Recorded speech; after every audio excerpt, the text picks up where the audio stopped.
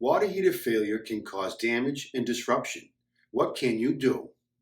Well, there are two choices: a reactive approach relying on insurance or proactive mitigating with a WAGS valve.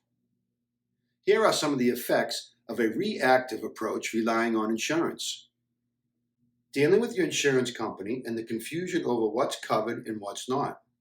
Downtime and restoration cost, future rate increases, higher deductibles, or even dropped from coverage. Your premium could increase up to 14%, and some policyholders question whether or not they should even make claim. Loss of irreplaceable priceless personal items, leaving you overwhelmed by the loss. And here are some of the effects from a proactive approach using a WAGS valve. Property protected, preventing from having a loss history on your homeowner's policy, possible discount on your homeowner's policy, and peace of mind.